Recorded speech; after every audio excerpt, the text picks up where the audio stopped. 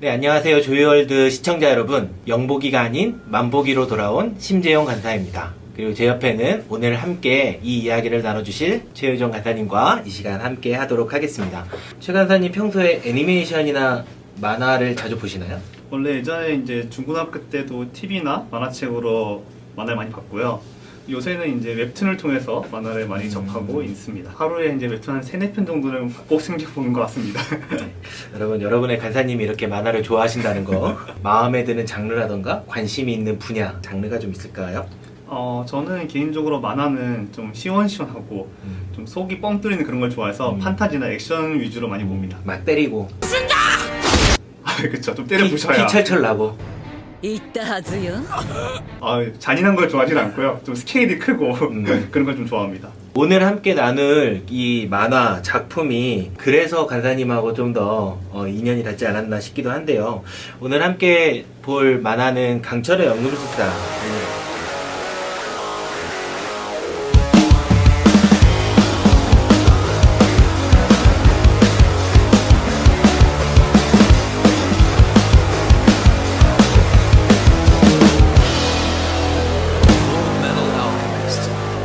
강철의 연금술사 작품 이야기를 좀 먼저 해야 될 것 같아요. 강철의 연금술사는 총 애니메이션으로는 2가지 버전이 있습니다. 오리지널 편과 그 리메이크 편. 넷플릭스에서는 브라더후드 편이라고 이렇게 되어 있어요. 이 두 편으로 나눠진 이야기 모두가 다 강철의 연금술사 이야기인데요. 덕후들 사이에서는 먼저 나온 오리지널 편을 구강철, 그리고 나중에 나온 브라더후드 편을 신강철, 이렇게도 별명 지어서 부르기도 하더라고요. 간사님은 어떤 거 보셨어요? 보기는 조금씩은 다 봤죠. 먼저 만화책을 접하고 이제 애니메이션은 이제 부분으로 좀 접해서 본 것 같습니다. 만화책은 오리지널 편이 아니라 브라더후드 편이죠? 그쵸. 애니메이션으로는 늦게 나온 이제 브라더후드 편 내용이랑 만화책이랑 같은 내용이죠. 작품의 분량이 굉장히 많아요. 먼저 강철무사는 주된 비중이 되는 나라가 이제 아메스트리스라는 나라예요. 이 나라는 이제 군부가 통치하는 군사 정권의 나라로 되어 있고요. 기본적으로 5가지 덩어리로 있는데, 첫째는 중앙에 있는 센트럴과 그리고 이제 동서남북으로 4개가 나눠진 4개 지방. 그래서 이제 가운데와 4개 지방에서 총 5개의 지역으로 구성되어 있습니다. 그리고 이제 이 나라의 동쪽에 있는 크세르크세스라는 사막이 있고, 그 사막 넘어 있는 큰 나라인 신과 북쪽에 있는 드라크마라는 나라가 등장을 합니다. 세계관이 넓죠. 네, 그 혹시 넓죠. 극장판 보셨어요? 극장판도 이제 제가 알기로 한 2개인가 있는 걸로 알고 있거든요. 맞아요. 그 오리지널 편이 끝나고 난 다음에 극장판이 하나 나왔고, 네. 또 이제 브라더후드 편이 끝난 다음에 극장판이 하나 나왔는데, 방금 말씀해 주셨듯이 아메 이름이 어려워요.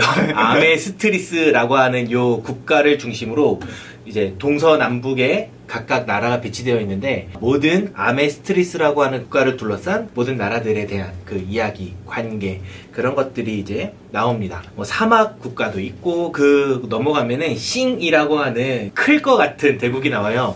아마 좀 중국을 모티브로 해서 그렇게 나오는데, 근데 또 닌자가 나온다? 그렇죠? 중국을 모티브로 했는데 닌자가 나와요. 아무튼 그렇게 큰 나라와 세계관을 가지고 있는 이야기, 그게 바로 강철의 연금술사인데요. 그 주인공에 대한 이야기도 한번 해볼게요. 네, 이제 주인공은 이제 에드워드 엘릭과 알폰스 엘릭, 두 엘릭 형제가 등장합니다. 이제 이 엘릭 형제는 어린 나이에 연금술을 배우지 않았음에도 독학으로 연금술을 배운 이른바 이제 천재 연금술사라고 이야기하시는데요. 그러다 어느 날 이제 이 엘릭 형제의 어머니가 병으로서 이제 죽게 됩니다. 그래서 어머니가 다시 보고 싶었던 엘릭 형제는 인체 연성이 금기다라는 것을 알면서도 어머니를 살리기 위해서 인체 연성을 시도합니다. 그렇게 이제 어머니를 살리려고 시도했는데, 이제 이 인체 연성이 실패로 끝이 나면서 그 리바운드, 그 실패 대가로 형 에드워드 엘릭은 왼쪽 다리를 잃게 되고, 동생 알폰스 엘릭은 온몸을 잃게 돼요. 근데 이제 이 형 에드워드는 동생이 온몸을 잃었으니까 동생을 구하기 위해서 다시 한번 이제 인체 연성을 시도하고, 동생 알을 그 옆에 있는 갑옷에 손을 정착시키는 방법으로서 살리고, 그 대가로 오른팔 마저 잃게 됩니다. 그 후 어느 날 이제 천재 연금술사는 엘릭 형제 소문을 듣고 군인이 찾아와서 이제 형 에드워드 엘릭에게 국가 연금술사가 될 것을 권유해요. 그래서 이제 에드워드는 오른팔과 왼쪽 다리에 금속 의수, 이른바 오토메이드 하는 것을 장착하고 마음을 굳게 먹고는 국가 연금술사가 됩니다.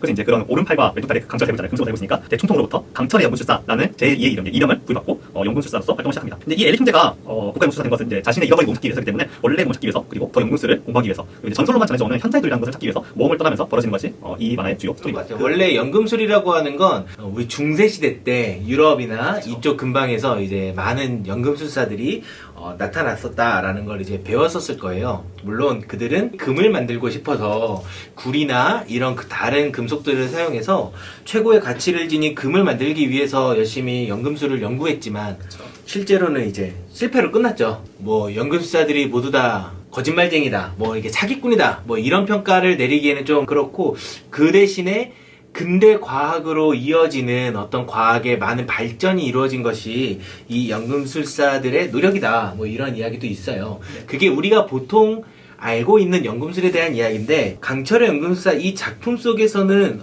연금술이라는 것이 어떤 형태로 나타나는가? 기존의 연금술이라는 것은 이제 간사님께서 잘 말씀해 주신 것처럼 어떠한 값싼 물질을 이제 금으로 바꿔서 어떻게 보면 돈 벌기 위한 거죠. 만화에서 나온 연금술은 이제 실제 연금술과 이제 비슷하면서도 좀 많이 달라요. 만화에서 나온 연금술은 물질의 형태를 변화시키거나 혹은 이제 화학적인 구조 변화 같은 걸 이용해서 물질을 바꾸는 것이라고 할 수 있습니다. 그리고 이제 만화 안에서 이제 굉장히 강조되고 있는 등가 교환의 법칙이라는 게 있어서 그 등가 교환의 틀 안에서 물질을 창조하거나 변화시키는 일종의 과학의 한 부분이라고 생각해 볼 수 있을 것 같아요. 아까 말씀하셨던 등가 교환, 한자 말이죠? 등가 교환이라는 것은 이제 말 그대로 같은 가치를 교환하는 것이라고 이야기를 할 수 있을 것 같아요. 그래서 어떠한 가치를 얻기 위해서는 우리가 같은 가치를 지불해야지만 그걸 얻을 수 있다라는 이야기인데요. 그래서 만화를 보면은 얼핏 보면은 이 연금술이 너무 굉장히 만능이고 뭐 그 치트키처럼 보이기도 해요. 그런데 이제 간사님께서 말씀하신 것처럼 무조건 쓰는 그 만능이 아니라 에너지 보존의 법칙이나 뭐 질량 보존의 법칙 등 과학 법칙을 전혀 위배하진 않아요.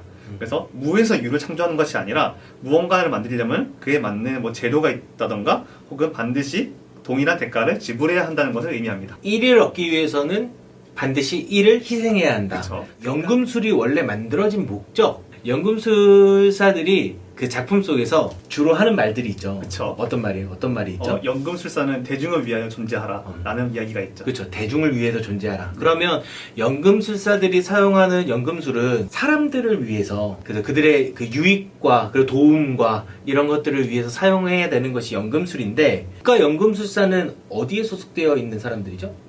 국가 말 그대로 이제 이 아메스트리스는 군부 정권이기 때문에 이제 군대에 소속됐다고 이야기할 수 있겠죠. 대중이 아니라 군대에서 군부에서 명령한 대로 일하는 거기 때문에 대중보다는 좀 나라를 위해서 일한다, 군부를 위해서 일한다라는 개념이죠.